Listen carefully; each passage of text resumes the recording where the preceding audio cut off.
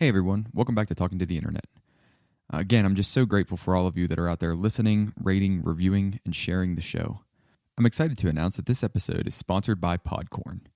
As many of you know, if you've ever tried to start a show, there are costs associated with starting the show. There's equipment costs, there's hosting costs, and all of these things add up to the benefit of having sponsors or the benefit of having patrons or having folks that will tip and provide resources for you. So, when I started the show, I thought, I'm going to dip my toe in the water here and try to figure out if I can get some folks to sponsor the show. I didn't have the resources and didn't feel like I had the clout to engage a third-party entity. Then I found Podcorn. So what is Podcorn? Podcorn is a super simple place for hosts of shows like me who are looking for sponsors to find folks who want to sponsor podcasts. You go in, there's a super simple dashboard where you can see who's willing or who's looking to sponsor a show. You can make your pitch to them. You can give them the style of the pitch that you want to do, or you can choose a couple different styles, whether it's an ad or whether it's a kind of a natural review or something that you work into the show. You can browse and choose opportunities that fit what you want to do. You can set your own rates. You can collaborate with brands, and you don't have to make exclusives. The best thing about it is you never give up rights to your podcast. So I'm excited to have Podcorn as the first sponsor of Talking to the Internet. If you're interested in trying to find a sponsor for your show, I highly recommend you go to their website, podcorn.com, sign up, make an account, look at the available sponsorships right now, submit a couple pitches, and see if anyone is interested in sponsoring your show. Thanks to Podcorn for sponsoring this episode of Talking to the Internet. Now, on to this week's show.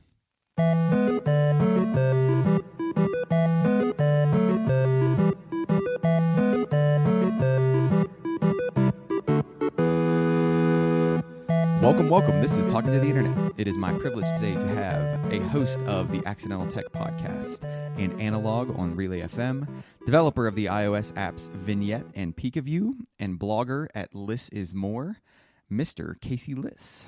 Hello, how are you? Wonderful. Casey, thanks for being on the show. I'm excited to hear your story. We're excited to learn from you about all of the different ways you talk to the internet. So thanks so much for being here. Oh, the pleasure is all mine. Thanks for having me. All right, so we'll start out in the most general way possible, right? The show is about talking to the internet. It's about all of the different forms that you talk to the internet, which you do a lot. Can you...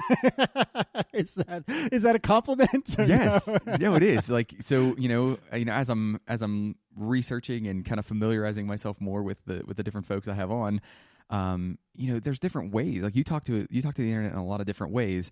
I mean, I think. Correct me where I'm wrong, but it's safe to say that most people would probably know ATP, right? Especially in the tech world. But there's a lot of other different ways that you talk to the internet. So can you take us, before we get there, can you take us way, way, way, way, way, way back to the very beginning? And what was the first way that you started talking to the internet, and the first reason, more so the reason that you started talking to the internet? So the earliest memory that I have of talking to the internet was when I had put a web page somewhere, probably on my ISP, back when I was in middle school. So this would have been mid-90s. And I remember I made a little website that I believe I called Caseyville, because everything was skeuomorphic isn't the word for it, but everything was being related to the real world, which I guess is skeuomorphism, but in a different way. Think of GeoCities, for example, which we'll come to in a moment. Everything had to have an analog in the real life. So Caseyville was my little city on the internet, and it had one or two pages on it. There was nothing there. And I remember coding that by hand in HTML, which at the time was really, really difficult because documentation was not easy to come by and nobody really knew what they were doing. And certainly a little middle schooler didn't know what he was doing. But I wrote that, and I have no record of it whatsoever other than my memory. And then shortly thereafter, I don't remember exactly when it was, but I remember joining GeoCities when it was cool. People knew about it. I wouldn't say I was, hipster on GeoCities, but I was in the earlier phases when it was definitely cool to be in GeoCities. I remember I chose the Silicon Valley neighborhood. Kids, if you don't know what I'm talking about, go look up, I'm sure Wikipedia has all sorts of information about GeoCities, but it was the place to put up a web page, and it was very what you see is what you get. It was actually incredible technology for the time. And I remember I think I was in the second batch of addresses, because the way GeoCities worked was, you would be like geocities.com/neighborhood/address. So I was like geocities.com/Silicon Valley or Silicon Hills, whatever they called it, /12345. And I remember being early on in the numbers. It's like having a low ICQ number. I don't know if exactly. If you ever had that part of your world. I'm still 1202572. Haven't looked at it in 20 years, but I'm still there. That's amazing. I can't believe you just rattled that off. I don't know why. I don't know why I still know that. I should probably see if it even exists. I think it does exist. I should go log in and see 20 years of back messages. But nevertheless, I was early on in GeoCities, and then I kind of faded after that. And I remember I put up a website when I was in college at Virginia Tech, which we share in common. When I was at Tech, I put up a website, I think, on what they called Filebox, if I'm not mistaken, at the time, which was basically your web hosting at vt.edu. Okay. Yeah. And then after that, I graduated. I ran a Linux server out of the house, had a web page on there that didn't have much on it. And then in 2014, I wrote my own blog engine, as nerds are off to do. And that's when I published what I call Liss is More at CaseyLiss.com. And that was my journey on the web. Now, interspersed with that is, of course, podcasting and ICQ and IRC and other various and sundry places, Twitter, and starting in, I think, 2008, which I spend entirely too much time on, but I sometimes get decent value out of. So there's all sorts of stuff intermixed. I don't know why I concentrated so heavily on web. I guess because that was my first real talking to the internet was via the web. So what got you? I mean, at the time, it wasn't trivial to do these things, right? Whether you were putting up a single page or whether you were, doing a whole, 25-page, 7-layer deep, kind of a site. It wasn't trivial, right? I mean, you nowadays we log into a thing, you pay maybe a little bit of money and you write 3 lines and now you have a website. It was not that way. So what motivated you to do it? Well, you're right, but you're also wrong. So in a sense, it was more trivial back in the day. In a sense, when I first put up Caseyville, which was 1 or 2 HTML files and a couple of images, I would almost argue that it was easier then, because literally all it was one plain text file that ended in .html and had a bunch of less than and greater than signs in it, right? And there was little else to it. Now, to your point, you can go to, say, Squarespace, not a sponsor, but it is good. You can go to Squarespace and you can put up a website real simple, and it can look beautiful with almost no work on your part. But it's a different kind of simplicity, right? Because it's less effort, but it is not at all simple. There's so many layers and different pieces involved in making that happen. And I feel like when I started on the internet, when I started publishing for myself, really, things were a little bit easier. It was arguably more difficult to find a place to host these files that was accessible on the internet. I think in originally it was probably on my ISP's tilde folder, whatever that's called. In Unix systems, it used to be someisp.com/tilde Casey Liss. And that would be your home directory, and that's where you could put web stuff. And that's probably where Caseyville was. And then GeoCities, got a little easier, but again, more complicated, if that makes sense. It just has progressed since then. And actually something my co-host Marco Arman has been talking about a lot recently is how bloated maybe, but how unbelievably complicated the web has become. When I was first doing this stuff, CSS wasn't a thing. A cascaded style sheet wasn't a thing. And if you're not familiar, that's how you style things on the web, how you change fonts and relocate things around the page and so on and so forth. And that's been around for probably 20 years now. But at the time in which I started, that wasn't a thing. And so as we make everything so much more advanced, we also make it so much more complicated. So I totally take your point that it is easier to just go to Squarespace and have a new site in a couple of minutes. But there's a lot more moving parts there. And one of the things that I fear for my children is how are they going to learn all this stuff when there's so many different moving parts all happening at once? Where for me, it was comparatively like the Stone Ages. Yeah.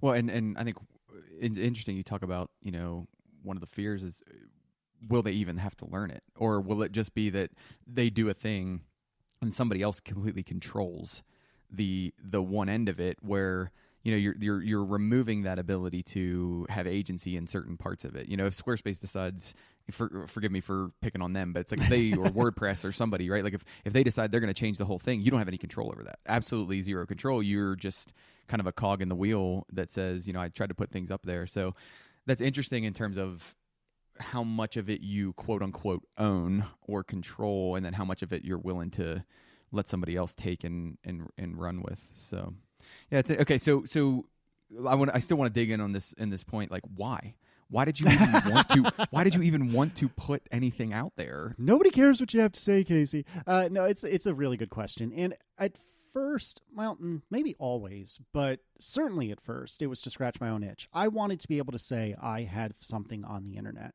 And especially in like the early to mid 90s, like that was a very big nerd rite of passage, is to be able to say I have a web page.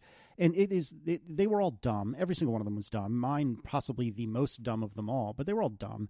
And I just wanted to be able to say I've done it. And it was very much in the same way that the App Store in like the late aughts was the wild, wild west, and you just wanted to be there. You just wanted to be there and put something on the App Store. It can be dumb. It can be a fart app. It can be a thing where it looks like you're drinking a beer when you tilt your phone up, like whatever. But you just wanted to be there. And some of that was certainly financially motivated because people did make money off of, flatulence apps and so on.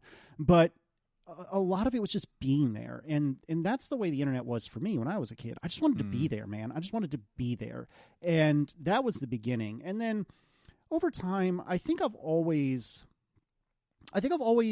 had some amount of knowledge that I think is original, or perhaps a different take on the knowledge that I do have that I've wanted to share. And if you look at my output to the internet, not a lot of it is, sharing techniques or tips or information.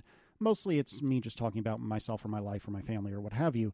But there are instances where I put up things that I thought were useful. So as a silly example, when I was at Tech, I had a Pocket PC, one of those Windows PDAs, personal digital assistant, and I had figured out how to VPN. I don't know if I needed a VPN. It doesn't matter. I'd figured out some way to sync with my desktop in my dorm room when I was out and about on Tech's campus. And that was like a big deal. And not a lot of people had been able to put together how to do that. And I had put together a couple of pages on my website about how to do that. Now, I bet you not a single individual in the world ever saw that information. But I felt like it was a little bit of not trivia, but knowledge that I wanted to share. So the next Casey who's trying to figure out, well, how do I sync my Pocket PC remotely can see how I did it and learn from it. And I think that's always been, when it comes to web publishing, it's always been something that I've tried to do, and I've, like when I started learning RX Swift, which is this weird way of writing iOS apps, I wrote a series of blog posts about that because I felt like everyone else who had taught RX Swift had always jumped into the deep end. Like, hey, here's how you do this incredibly complex thing.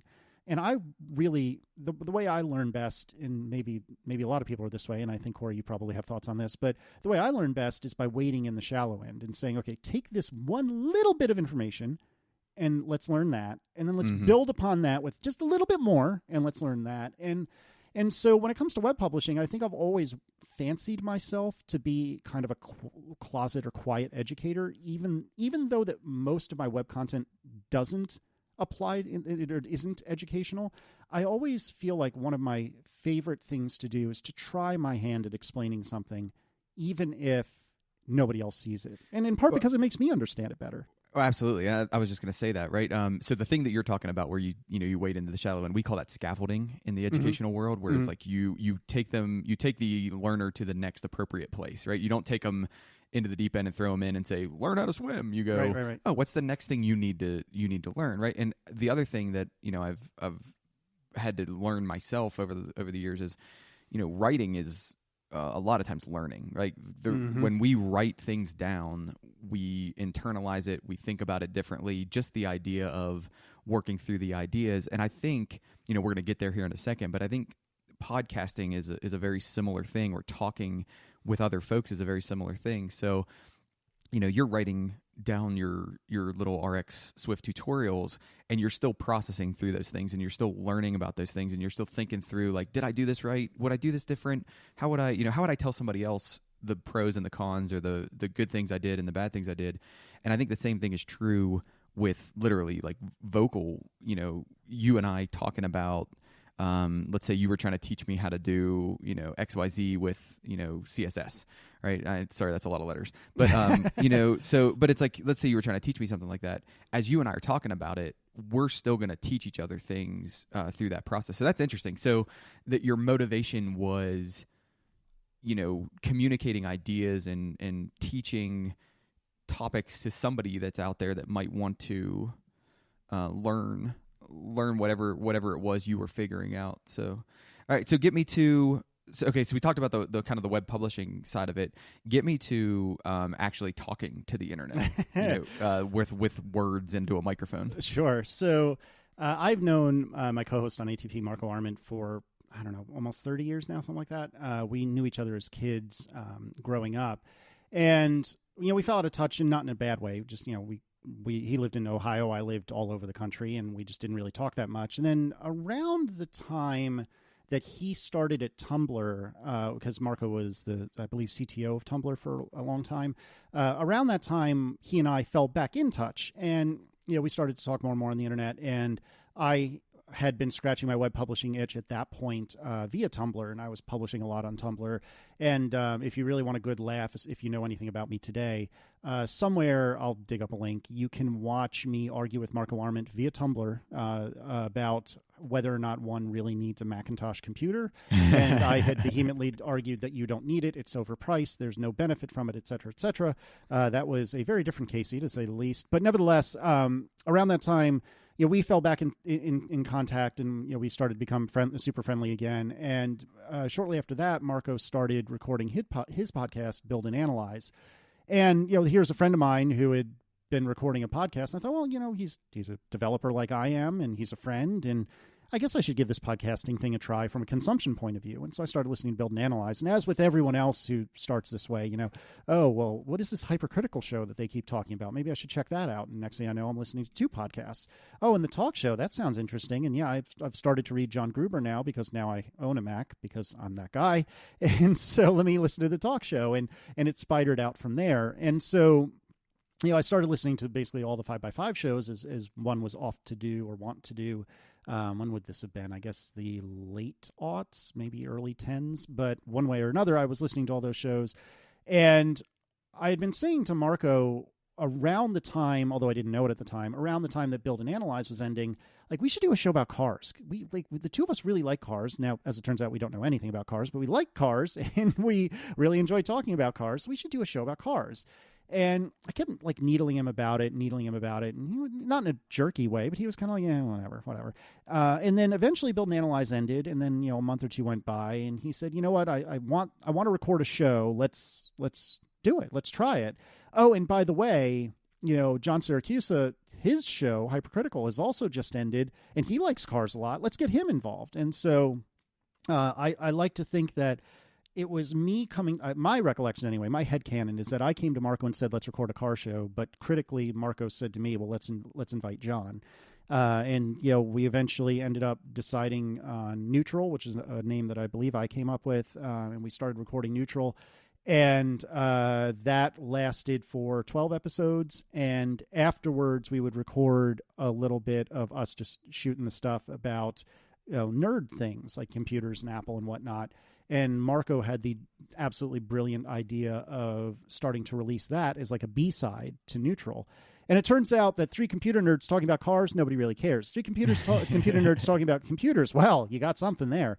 And that's how the Accidental Tech podcast was born. And that was in early-ish, mid-2013. And it is now 7 years later, and we've recorded every week for 7 years. Okay, so I want to back up, because I don't think we've ever talked about this in any of the small places that you and I have chatted. But one of the first shows I ever listened to, one of the first podcasts I ever listened to is Accidental Tech Podcast. And it's because I'm a student at Virginia Tech, and my neighbor was, I forget what he did. He ran like the websites for recs, not Parks and Recs. What am I thinking?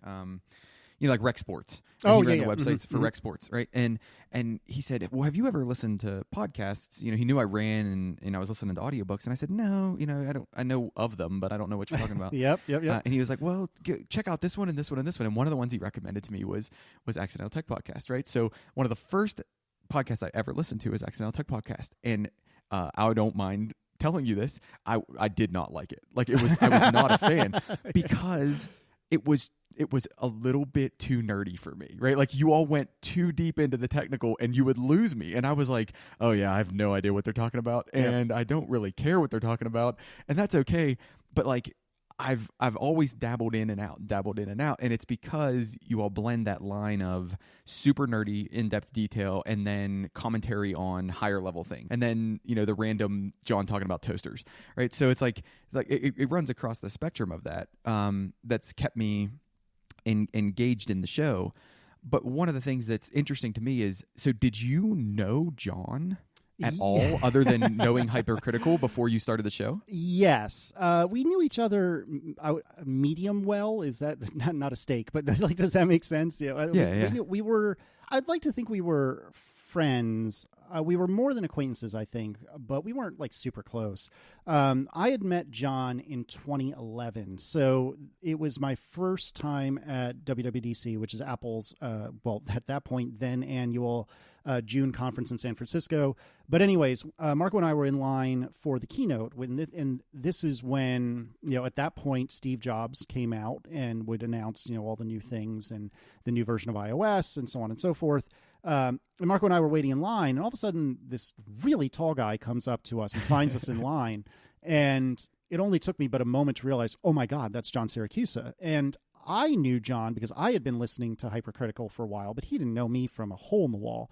And so we were chatting for the couple of hours waiting for the keynote. To back up a half step, the keynote starts at, I believe, 10 in the morning San Francisco time, but especially for the East Coasters like the three of us, it is very easy to get up early because we had just gotten in the day before, our clocks are 3 hours ahead.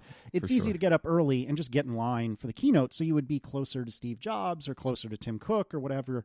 And so that's what we used to do, especially at that point. When we were younger and could handle not sleeping better. And so anyways, so Marco and I had been in line since like literally 4 or 5 in the morning that morning. And it was within an hour or two, I think, of getting in line that John had found us. And so we just spent like a few hours together, the three of us and whoever else happened to be around at that point.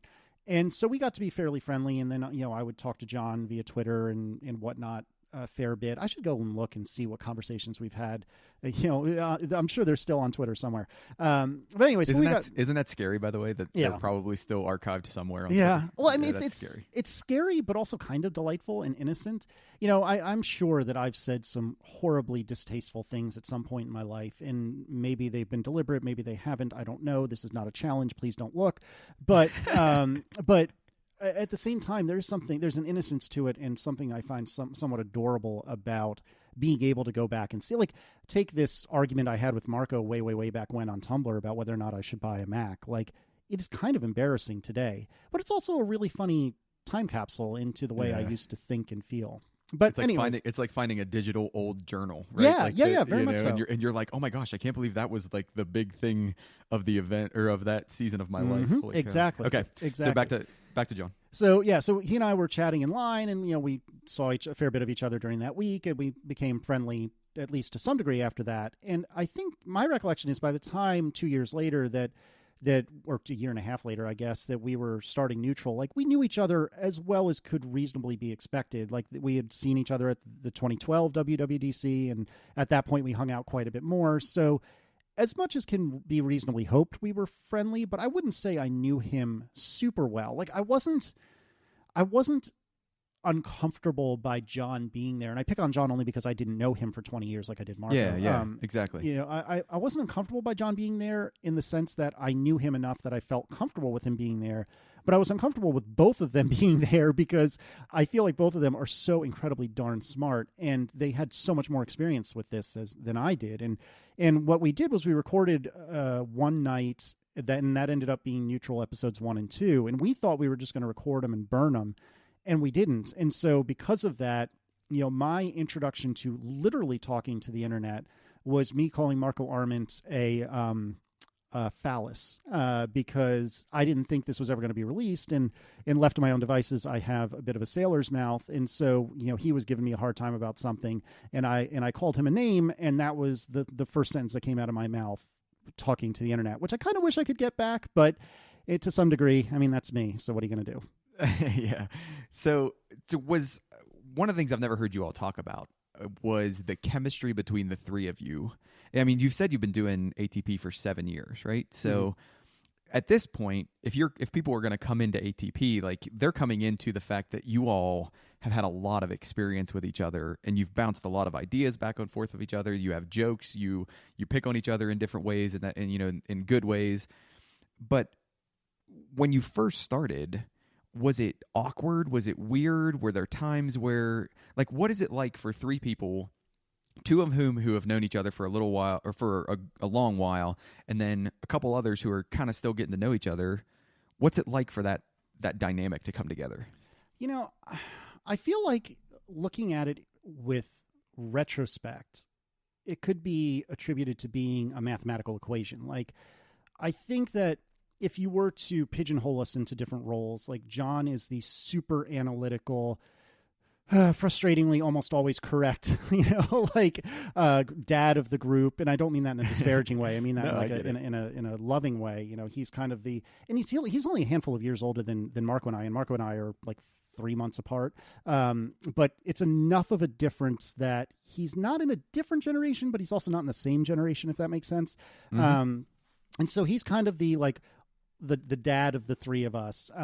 Marco is, I struggle to classify him or describe him, but I feel like he's kind of I'm going to go to the beat of my own drummer, and if you don't like that, tough noogies for you. And that characterizes him as meaner than he is. I don't mean it that way, but like Marco is his own man, and he owns it, and he is happy with it. And I, in many ways, am jealous of his confidence and admire it. And then I feel like if I were to slot myself into any role, I'm kind of the bumbling everyman. I think that is just trying to keep up with the other two. And I think that you can look at the three of us, and much like the BBC show Top Gear, in the early aughts and in the 2010s, each of those three men had a kind of specific role, and whether or not it was deliberate, it just kind of ended up that way. And I feel like, we're kind of that way as well, that over time, not to say that we're playing a role, but our natural personalities kind of end up fitting in a way that makes sense. And you'll have to forgive me because I've been shooting the basketball documentary series, The Last Dance, into my veins over the last 10 weeks or 5 weeks, whatever it's been. And, something that this is a documentary about the Chicago Bulls when they were winning a whole bunch of championships in the mid 1990s. And something that Steve Kerr, who is now the head coach of the Golden State Warriors, said was, when I was coming on the Bulls, it was clear to me that this gentleman who was leaving the Bulls, John Paxson, John had a role. John Paxson had a role. And I feel like my body type and my athletic abilities, says Steve Kerr, could fit into that role and do well for the team. And so I kind of put myself in that role and molded myself to better fit that role. And I think over 7 years, it's a kind of similar thing with ATP. Like, we fell into these roles by being us, but now that we're here, I feel like to some degree my job on the show is to be that everyman and to call Marco and John out if they're being preposterous in some way, shape, or form. And similarly, it's their job to call me out for not taking things to the nth degree, or sometimes for taking things to the nth degree. I don't know. I'm bumbling now, I think. I hope some of that, maybe you can scrape two words together that makes sense out of all that. That makes total sense. And I think the thing that you're maybe intentionally, maybe not, but like I think the thing that you're downplaying is, sure, you all fit into those roles, but at the same time, you aren't afraid to come out of them when it's appropriate. And it's not that you're stuck in your lane and you're not allowed to come out of your lane, because there are situations where, I see you put on your, this is my programmer, this is my developer hat, and by goodness, you're going to hear what I'm going to have to say, and like, and that's good, right? Because that needs to happen. Or there's going to be times when Marco veers over into crazy obsessive territory about headphones or microphones or something. So it's like it's good. Like I think I think that's a good fit. Now, we could spend most of the show talking about ATP and the development of ATP and things like that, but I want to move on to, because you're much broader than that. What I'm curious about, I don't think I've ever heard this anywhere, is how did Analog get started? And because Analog is a very different show, and I like the fact that Analog is a very different show. And when I say different, I don't mean just from ATP, but I mean different as in it's unique on the internet. So how did Analog get rolling? How did you and Mike meet each other? How did the idea for that show come about? Yeah, so Mike and I met also at WWDC. That would have been, I think, either 2013 or 2014. I don't recall exactly, to be honest. But we had met at WWDC. At this point, Mike and Stephen Hackett, who are now co-founders of Relay FM, and that's where Analog is.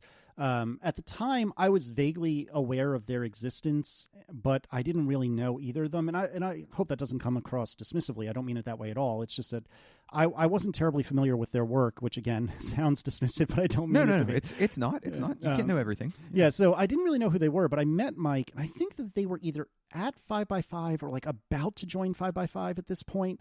And I met Mike and Steven, and I hit it off really well with both of them. And I think I just happened to spend more time with Mike, and I really, really hit it off with Mike super well.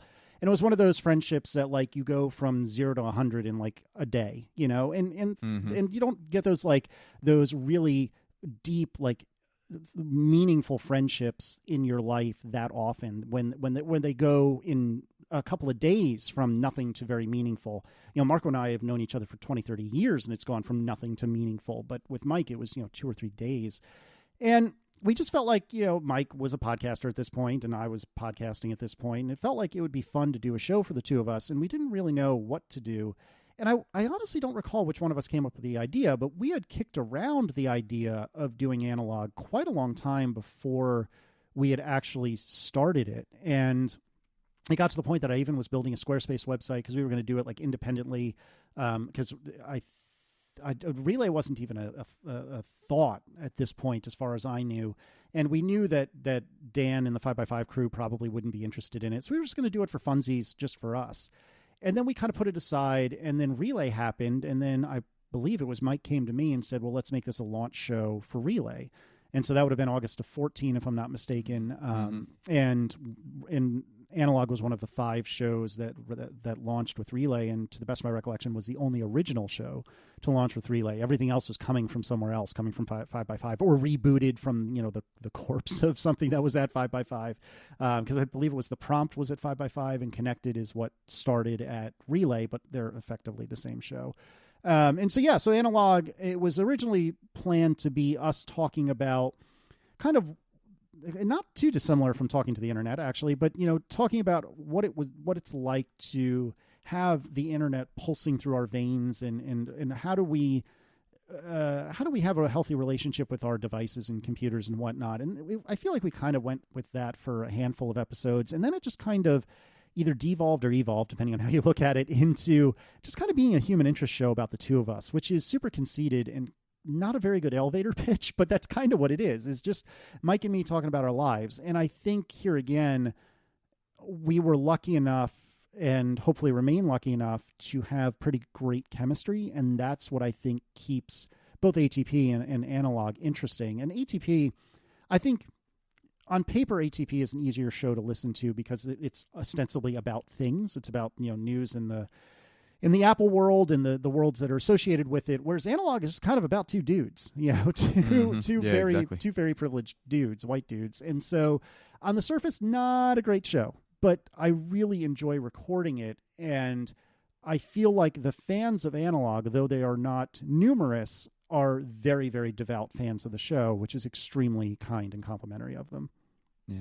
I think one of the things that strikes me about that show is it takes what you talked about before with the reason you started writing words on the internet, and I think that one more than anything puts it into an audio form, right? Like, because part of it is you're talking with a friend about things in life. You know what I mean? Like that's a major part of the show. And I see a parallel there with, like, well, why am I doing that?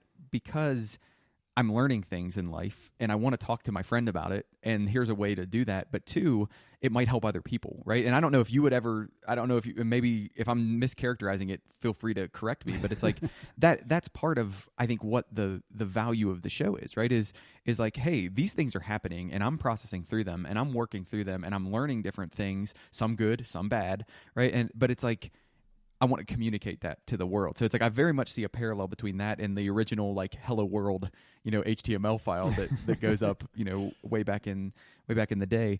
I think you're absolutely right in saying it's similar to from an audience perspective, it's similar to this show in terms of like it runs in a much narrower lane, right? Because it's if you connect with the two of you, awesome. If you don't connect with the two of you, there's a good chance you're gonna veer out of the lane and go in somewhere else, and that's fine, right? Like I think the space is big enough for that. But it's like it's just interesting that you're involved in two successful shows that are almost, in my mind, very very very different in style and very different in format, but they merge together with connection between humans. So I like seeing that. I like seeing that you're tied together there. Well, that's very kind of you, and I appreciate it. And I think, if anything, the common thread for me between the two shows is being around people that are, I was going to say very different from me, but in so many ways we're very the same. We're all arguably middle-aged white guys who are by and large extremely lucky. But if you'll permit me to be completely myopic about this, like to my eyes, the three co-hosts, the two on ATP and Mike, we're all very, very, very different from each other. I mean, Mike is born and bred in London. He's 4 years younger than I, so he's younger. He's as old as my middle brother. And again, even though that's not that different between he and I, that ends up making for a noticeable difference in the way we were brought up. And I think all three of the four of us, including me, I think that we all came from very different financial backgrounds. We came from different geographic backgrounds. I mean, even within America for the other two guys on ATP and myself. And I think that in a lot of ways we take somewhat different approaches to life, and in a lot of ways very similar, but in many, many ways very different. And I think that the tectonic plates of us rubbing against each other in both our similarities and our differences is what makes either of the shows at all compelling. And if I were to go back and listen to an ATP from, 2015, I wouldn't care at all about the news that was going on or what we were commenting on. But to your point earlier, I would like to think that even by 2015, the three of us had enough chemistry that we would keep it interesting. And even though the two of them can drive me insane sometimes, it still is incredibly fun getting lambasted by Marco and John. And sometimes I think that's my job, and sometimes I think it's just funny and fun. And so for ATP, I like to think it's the chemistry that keeps it interesting for everyone. For Analog, I think it is the chemistry that keeps it interesting, but it's also a little bit selfish for me because that is very much a time capsule into my life. I mean, if you look at it, when Analog started, I was just a couple months shy of being a dad. And, Aaron and I had our son, Declan, in October of 2014. And that show, Analog, started in August. And so you can hear me going from having no children to one child to two children. You can hear me going from not being an iOS developer and having like a very boring corporate stooge kind of job to being an iOS developer to being an independent iOS developer. I mean, having Analog is an incredible gift from me to me, and perhaps from me to my children, because in a way that probably very few children can, my kids will have the option of hearing their dad grow up, and in a way that almost nobody does outside of like a movie star's kid or something like that. And with the movie star, it comes with the added burden of having a lot of money. And I don't mean that sarcastically. I really do think that is an added burden. Yeah. It comes with the burden of having fame and all of these other problems, whereas I'm kind of having my cake and eating it too. I'm famous for 1 week a year when we were still allowed to gather together in San Francisco or San Jose. But the rest of the year, nobody cares about me. And yet I have all of this recorded content for my kids to listen to if they so desire and hear what their dad was like way back when. Yeah. And adding to that, right, talking to one of his really good friends. You know what I Yeah, mean? yeah, yeah. So because that changes it, right? If you're producing a show where you're delivering whatever content, even if it's your thoughts, like a Casey Neistat vlog, Sure, right? sure. Right, like that's a way to document that. But it's very different if you're having a conversation with one of your really good friends, because that really good friend will pull things out of you that you didn't think that you were going to talk about, or that you didn't even know you wanted to talk about. So wow, I hadn't thought about it that way. I hadn't thought about analog that way, but that's a really interesting perspective on that show. Okay, so I'm going to move us forward. So I want to paint a brush over the fact that you guest on a lot of different shows as well, right? Like, I mean, if you go on CaseyLiss.com, right, there's a whole series of shows where you've guested, and it's either, coding and development, or, this show here, this show there. What's beneficial, or what do you like about guesting on a show as opposed to actually hosting your own show? For one, it's extremely flattering to even be asked. I feel like I get requests in waves, and there'll be like nothing for months, and then suddenly a bunch of people reach out, and then there'll be like nothing for months, and then a bunch of people reach out.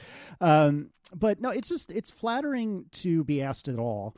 And then beyond that, it's almost it's no effort on my part. I just have to sit at my desk in front of a microphone for like 30 to 120 minutes. And I have to do no prep work. I have to do no post work. There's almost no other effort for me at all.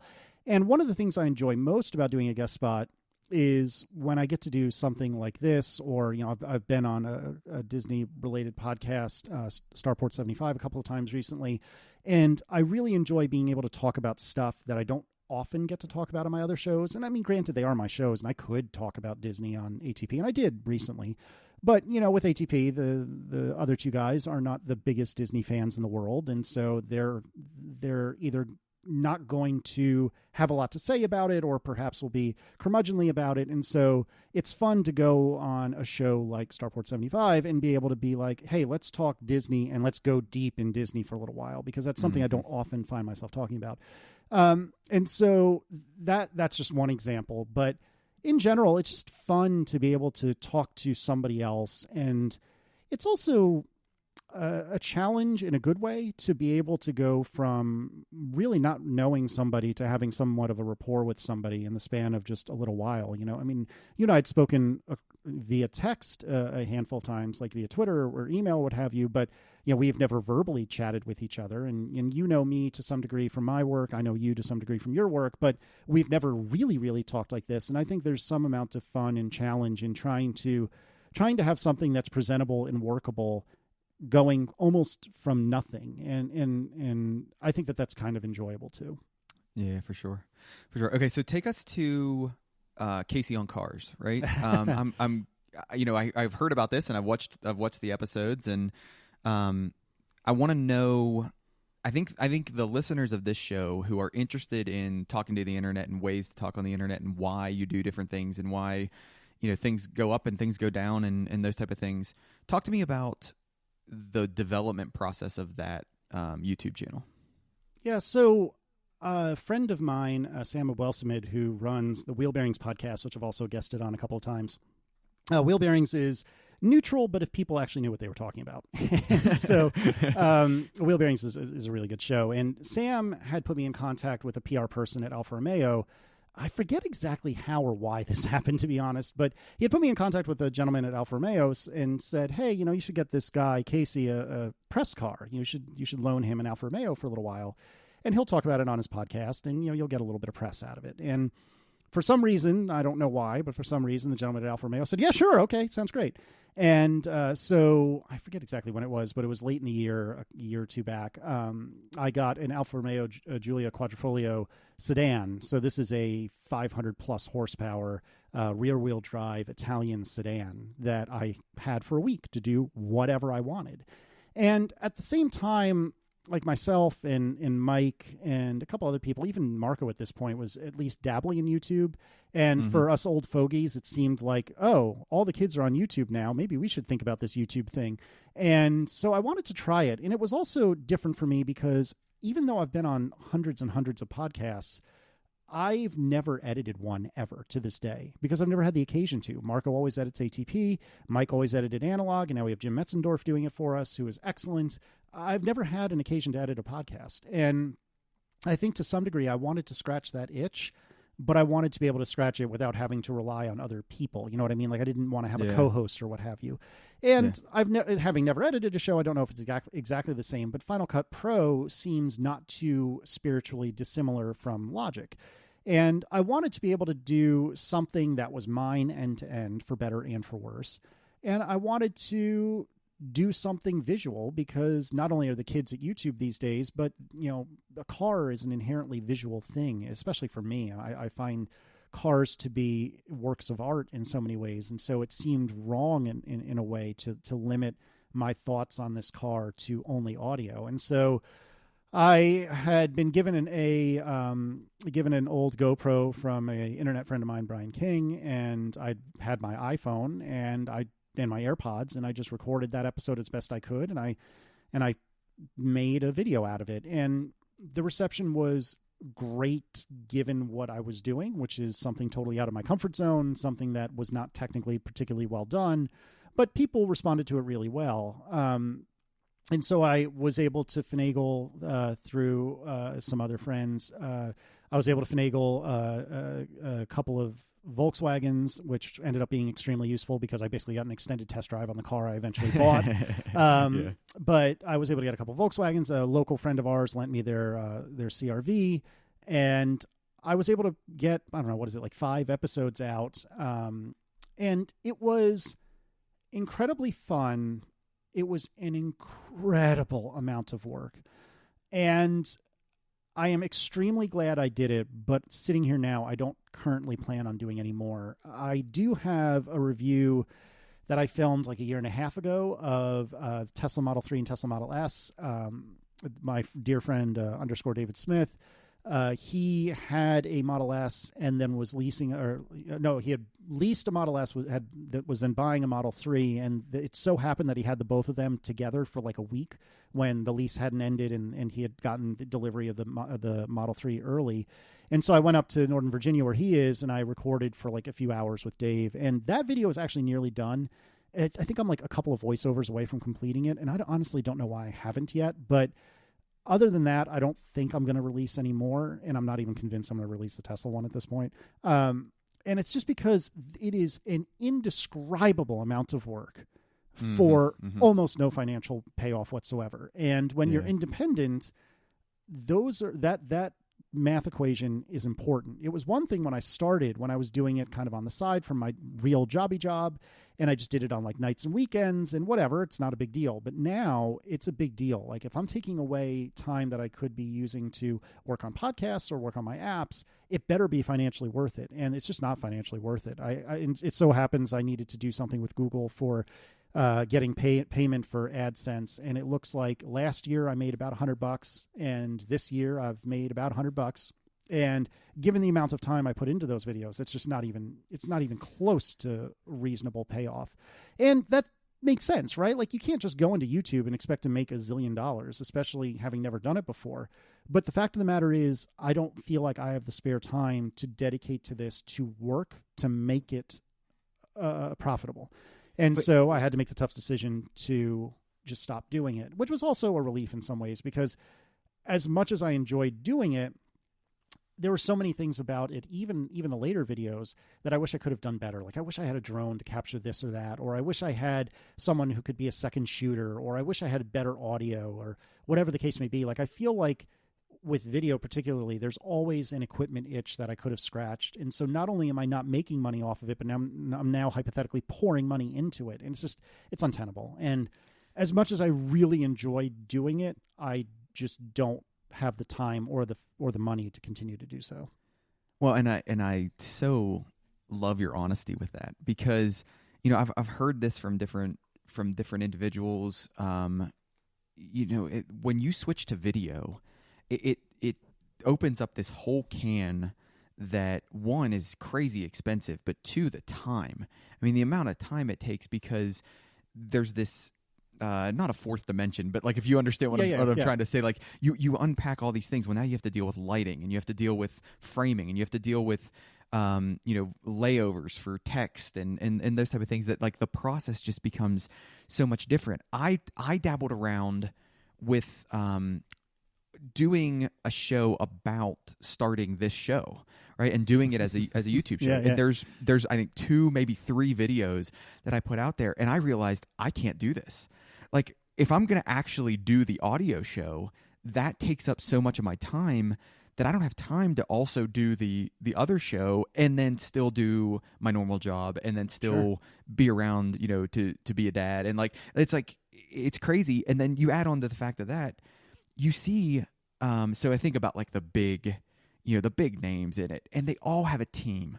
Like they all have this crazy big team that's prepping shows and doing lighting and doing those things that you talked about. Like somebody's running the drone while you're shooting the shot, or somebody's got the second camera. And it's so interesting to just see that divide when you get to video and when you switch into that video thing. And then if you want to do video and you want it to go big, it's almost like there's this whole another layer of things on top of that. It's a really interesting medium to dabble in when it comes to talking to the internet. And I'm sure there are people out there that are like, oh, I use my iPhone and that's all I ever do, and I edit on clips, and look how successful my show's been. It's like, yeah, that's all fine and good, but it's just so interesting to see how different the mediums are. But thanks for discussing and talking about, hey, I did this thing, it was fun, but sometimes you just got to shut it down. Like you realize that this is good and I liked it and I learned a lot, and yeah, I'm gonna close it down. Because you don't hear that story a lot. Well, and it's the truth of it, right? And plus, even if I was really great at it, there's the other issue, the other sticky issue of where do the cars come from? Yeah. Well, my family owns 2 cars.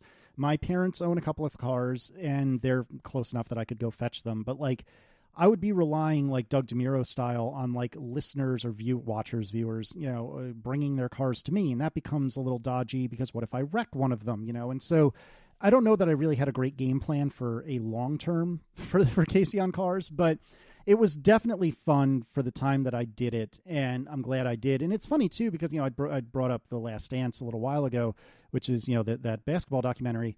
I had been recording them as they were aired, and I wanted to save them off so I could watch them again another time. And I wanted to, splice them up a little bit, like take out commercials. And there were like some really weird like intros and outros that I didn't care for that I just wanted to remove. And it occurred to me like I can just take the recording and drop it in Final Cut Pro, and it'll take me no time to do what I want to do. And that's exactly what happened. And it's because I spent hours upon hours in Final Cut Pro learning how to do Casey on Cars. And because of that, the stuff I wanted to do to like post-process The Last Dance, it was cake. It was nothing. And so even though Casey on Cars cost me probably $500 in equipment and has earned me $200, nevertheless, it has earned me a whole bunch of life experience in technical chops that I didn't have before. And so in that sense, I think it was absolutely worth it. Yeah, definitely. And I mean, I just looked at it. I told you as I was reviewing all the stuff that you've done. I mean, you don't have an insubstantial number of views on the videos either, right? Yeah. Like, I mean, somebody looking at that, granted, it's not, your 2 million, 4 million or whatever of those, but it's like people are watching them. It's not that they're not watching them. So that's interesting too. All right, so let's get into some of the advice section of the show where you take your 7+ years of experience, talking in different ways, or maybe 10+ years of experience, however long it has been. What we're in a phase where people are working at home, right? We're in a phase where there's a new podcast or there's 100,000 new podcasts that start every day, right? Or, people are starting to blog and do different things. What are your tips? What's your advice for people who want to get started talking about whatever it is, technology, sourdough bread, right? Like whatever they want to start talking about. What's your advice for them? Yeah, I think the most obvious advice is the most frustrating advice, which is just do it. And even if nobody listens to it, just do it. Even if nobody watches it, just do it. And this is much like my journey into photography. I had wanted to be a better photographer for years, and I felt like the number one thing I needed to do in order to be a better photographer is to buy myself a decent camera. Well, first of all, that isn't much applicable anymore since the darn iPhone is so good, and certain Android phones are as well. But nevertheless, I felt like, if I just get the right equipment, I'll be good to go. And I feel like this is the same thing everyone goes through. If I just get the right equipment, I'll be good to go. My pictures will suddenly be beautiful. And yeah, my pictures might have beautiful depth of field and beautiful bokeh, but that doesn't make a good picture. And so what I needed to do in order to be a good photographer is, guess what? Take a zillion darn pictures. And so over the years, that's what I've done. And I wouldn't say I'm a particularly great photographer, but I'm a better photographer than I was 5 years ago before I started taking a zillion pictures. And similarly, be it a podcast or a website or what have you, the best way to get good at it is to just do it, and not be afraid to give up if it isn't working, or change your direction. I almost said pivot, God help me. But change direction or pivot, or whatever the cool Silicon Valley slang is for it these days. Don't be afraid to do that. I mean, look at me in podcasting. Like, I never thought for a million years, I really truly did not think when we started Neutral that I was going to end up being a tech podcaster. It seems so obvious in retrospect. Like, why would I talk about cars? Of course I would talk about tech. But at the time, I really honestly didn't think I would. I really, truly, honestly didn't think I would. And there were good shows already there, Connected. No, we might predate Connected. No, but The Prompt was out, I believe. So one way or another, like Mike and Steve and Federico were already doing something. The talk show already existed. Like, in so many ways, there wasn't really room for another tech show. And yet, when we realized that Neutral wasn't working and we realized that the tech stuff was, we changed direction, ran with it, and just kept doing it consistently. And I think that's the other advice I have, is that some people can make a very sporadic publishing schedule work. I mean, that's kind of what I did with Casey on Cars. Some relay shows are very sporadic, some are not. But arguably one of the things I am most proud of about ATP is that at almost 400 episodes now, we're at like 375, 380, we have never, ever, ever, ever missed a week since April of 2013. Now there have been weeks we've recorded 2 or 3 shows and spaced them out over the following 2 or 3 weeks, but every single week for 7 years, with I think one exception when we did a crossover with a couple other relay shows, every single week for 7 years, the 3 of us have been there. I've had 2 children. I've left jobs, started new jobs, become independent. John is the most stable force in the world, so nothing extreme has happened in his world. But Marco has had some pretty big change, and he started Overcast, I think, during our run, or shortly before. He's done all sorts of incredible different things with Overcast. Like, there have been incredible life changes for the 3 of us, and plenty of reasons for us not to record for 1 or more weeks at a time. And certainly we are terrible, even 7 years on, at coordinating summer vacations, back when vacations were a thing. And so it seemed like there were, especially last summer, I think there were like 5 weeks in a row that one of us was gone. And some way, somehow, we did it, and we made it work. And so for 7 years, every week, we have had a show. I mean, I don't mean to be that guy tooting my own horn, but what is the last thing that you have done every week for 7 years that wasn't involved in just like keeping food on the table or a child alive? I can't think of anything else I've done for 7 straight years. And I'm extremely proud of that. And I think that by virtue of doing the same thing over and over, that forces you to get better at it. And it also forces you to try to re-examine what is good and what is bad and be different over the years. And I like to think that ATP has changed somewhere between a little and a lot over the last 7 years. We've done obvious things like added listener questions toward the end of the show. And we've done other very different things. We've started selling merchandise as a silly example. And there's some other things afoot that we're planning on trying in the latter half of this year. But I think just doing the thing and doing it repeatedly and regularly is the number one best advice I can give. And to have reasonable and low expectations, and maybe that's just the pessimist in me, but you're not going to have a Casey Neistat YouTube channel right out of the gates unless you're doing something extraordinarily novel and interesting. It's just not going to happen. But if you do it long enough and consistently enough, you'll get something good from it. Like, I haven't actually paid attention to the, Jelly's marble runs. Are you familiar with this phenomenon? I know of it, but I don't know anything about it. So apparently you send marbles down these homemade tracks at this team of people does, or maybe it's one person, I don't even know. And they have like one or more commentators doing sports style commentary on top of it. And I would bet that if you look back to the originals of that YouTube channel, I bet they have very few views, and I bet they don't look great. I don't know this. I'm taking a guess. I really don't know. But now, like as of this week, Last Week Tonight with John Oliver is now sponsoring their next season. Like that's literally a thing that's happened. And I bet you that's been over the course of years that it's taken for that to happen. And unfortunately, unless you happen to know people who are already famous podcasters, like I kind of did, there's no real way to shortcut your way into it. And that's hard. And so what you got to do is you just got to put in the work. You got to put in the work.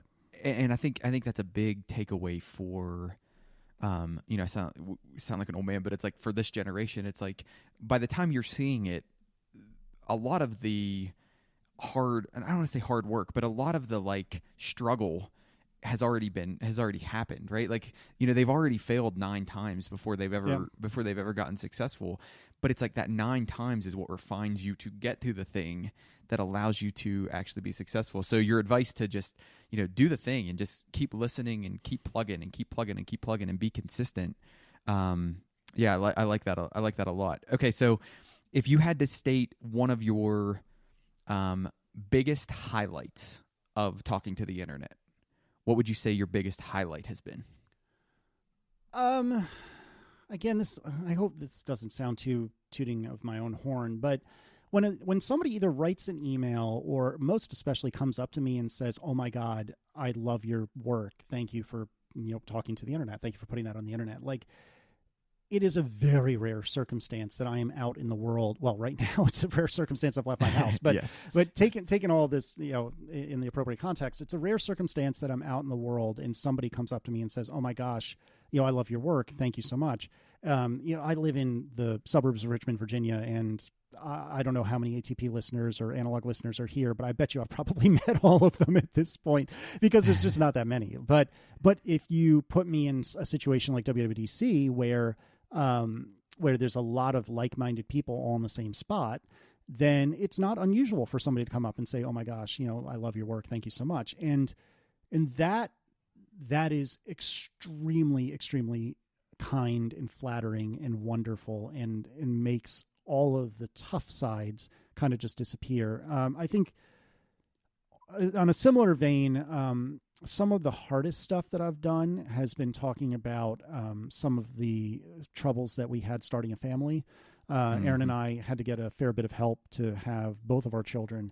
And in 2014, in the middle of 2014, when we announced that we were pregnant with Declan, I put together a post about what it was like to deal with infertility. And we talked about it on Analog later on that year as well. And I think that is some of my favorite work, even though it's kind of depressing, because it clearly struck a nerve with so many people. And I've had so much incredible, wonderful feedback from people saying, "Oh my God, I thought I was the only one going through this." And just reading those words or hearing you talk about it made me know, oh goodness, it's not just me. And that is an opportunity that not many people have, that I was lucky enough to have. And it wasn't like it was a task. I can't think of a better word to describe it, but I feel like it was a responsibility I had, given whatever platform I may have, to talk about this and shed light on something that most people don't talk about. Like, infertility is a very taboo topic that most people do not wish to talk about and certainly do not wish to hear about. And I am glad that I rose to the occasion and did talk about it. And I'm glad that Aaron was cool with talking about it and me talking about it, because I really think more than possibly anything else I've done on the internet, that has helped more people. And that's something I'm extremely proud of and thankful for.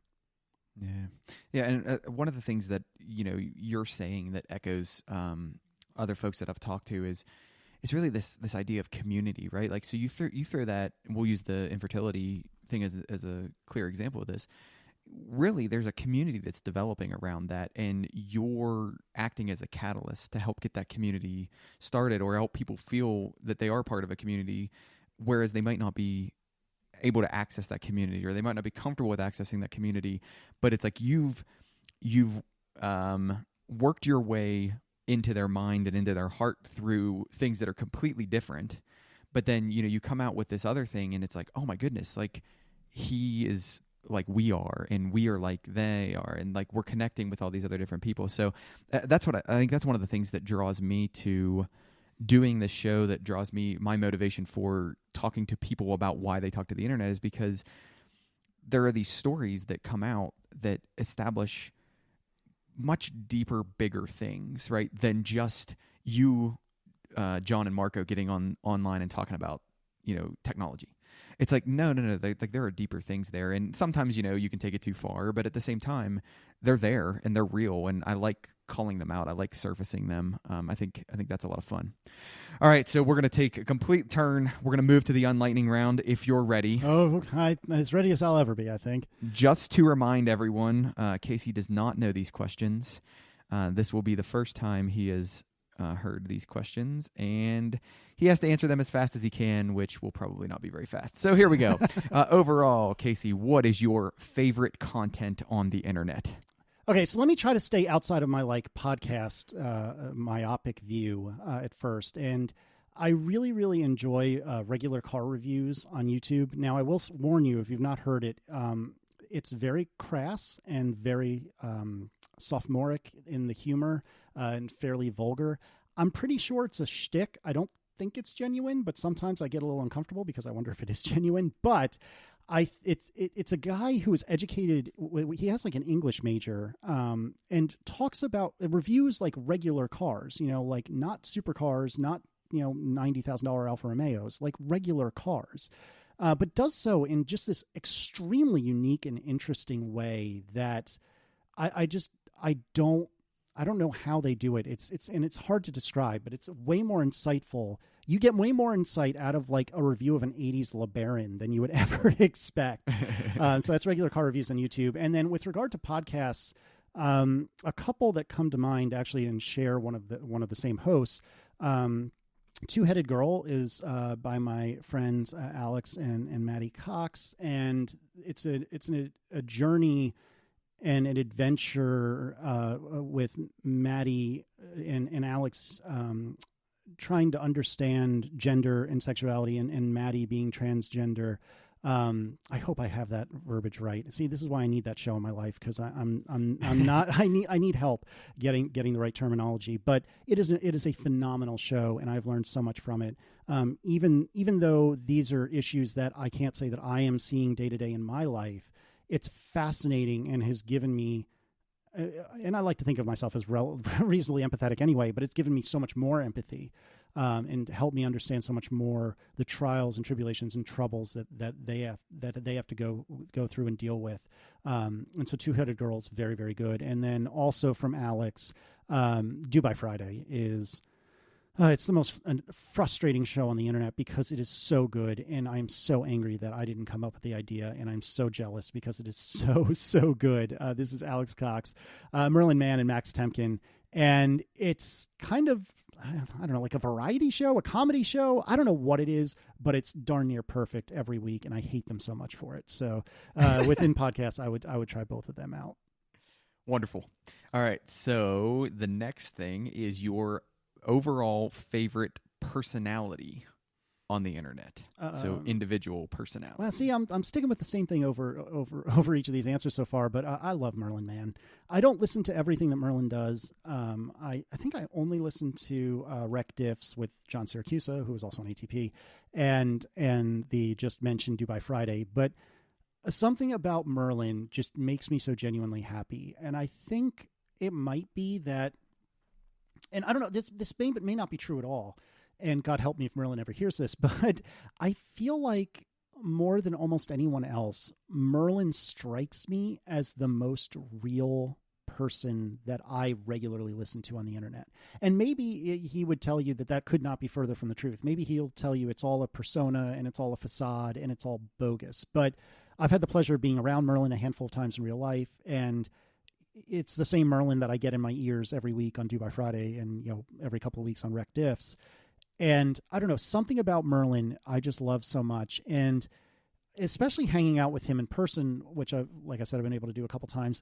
His mind is so damn fast that he'll be 5 jokes ahead and I'll have just gotten the joke 5 jokes back. And and there's something about that is it's like challenging, but in a delightful way. And so even though I don't listen to everything Merlin does, I think by and large, it is his insight and his takes and his personality that I think without fail gives me the most joy in the media that I consume.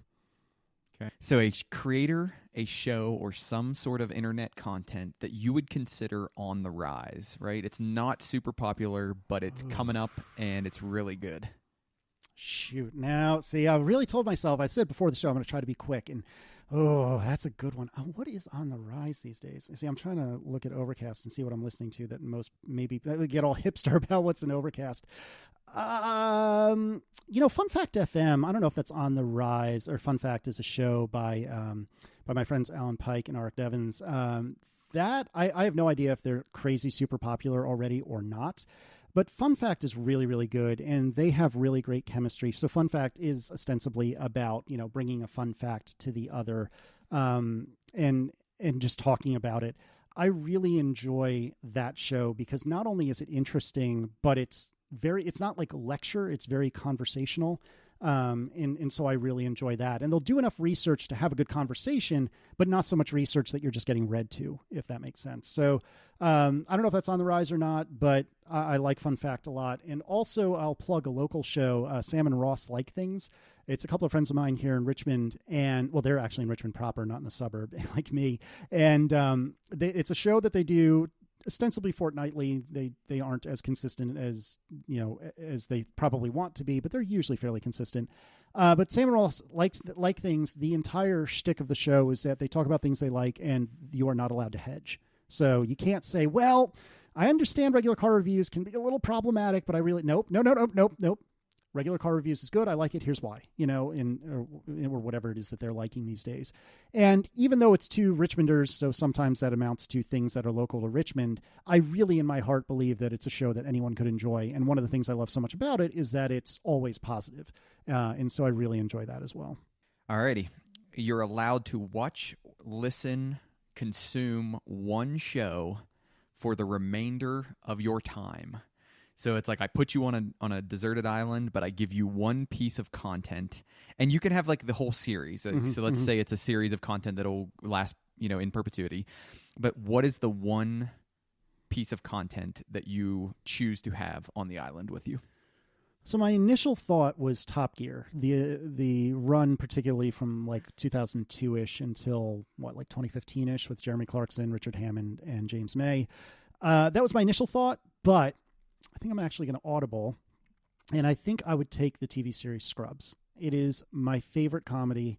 You can keep the last season. That season doesn't exist. But up until that last season, when they kind of tried to bring back half the cast and it just didn't work, Aaron and I recently rewatched that from start to finish a year or so ago, and I am ready to do it again. Aaron, rightfully so, has explained to me that there's more TV in the world that we should consume, and we should give some of that a try.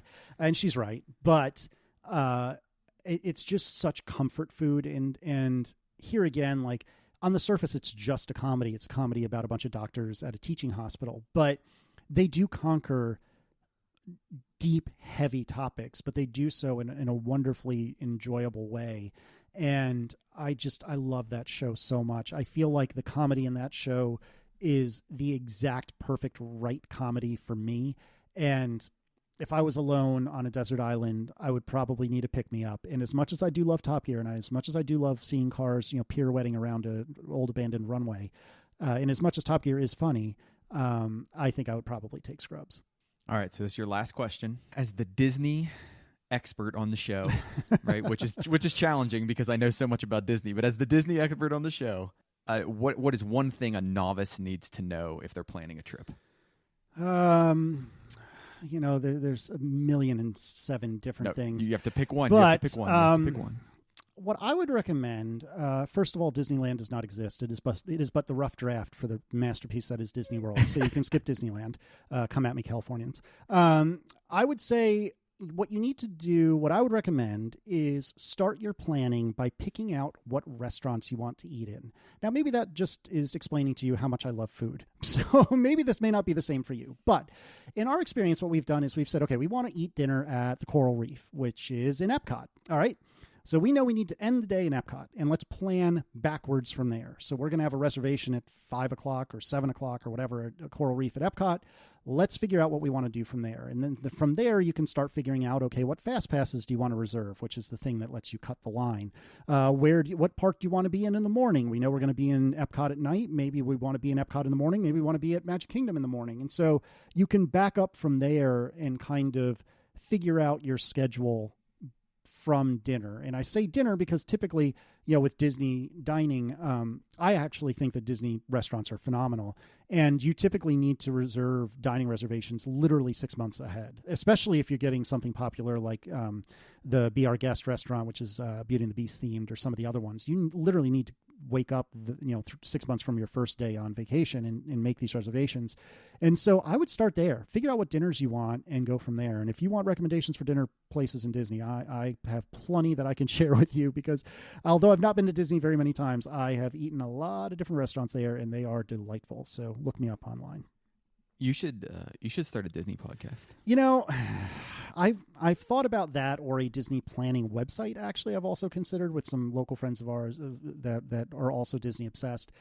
The problem I have is that I don't think I have enough content. Like I've only been a handful of times in my entire life, and certainly now, God knows when I'm going to be able to go again, which is depressing. But as much as I would love to do it, I just don't think that. I think like Neutral, actually, by the end of Neutral, we had really run out of stuff to say without just becoming a news show, which is fine. That's what ATP is. But, I think we had run out of stuff to say about our perspectives on cars. And I think with the Disney show, maybe a miniseries is workable, but I don't think I could sustain a Starport 75, for example, where it's just, every week or every couple of weeks, it's more new Disney content. I don't know. Mm-hmm. I don't know if I have enough, but that's the only way to know is to try. Yeah, exactly. Well, Casey, thank you so much for being on the show. If folks want to find out or learn more about you and the work that you're doing, where would you point them to? The easiest place to start is probably my website, which is CaseyLiss.com. As I mentioned earlier, I spend entirely too much time on Twitter, so you can find me there at Casey Liss. If you want to see kind of a both more real and less real version of me, you can check me out on Instagram at Casey Liss. I tend to be more, not flippant isn't necessarily the word I'm looking for, but more casual with my stories when I do post them. And obviously, like everyone else, my full-on posts are curated and perfect in every way. But no, I do enjoy Instagram, even though I don't contribute that much to it. I do spend a lot of time looking at it because I love it so much. Because in so many ways, I think it's a happy place, whereas Twitter is not. But yeah, basically Casey Liss on almost everything. Wonderful. Recommend you go out, check out Casey's work more broadly. Casey, it's been a pleasure having you on this show. If you want to find out more about Talking to the Internet, you can go to talkingtotheinternet.com. On Twitter, we're at TTTI Podcast. I just want to thank you for your time. Thank you for listening, and thanks for learning with us. Have a great day. Thank you so much, Corey. Go Hokies.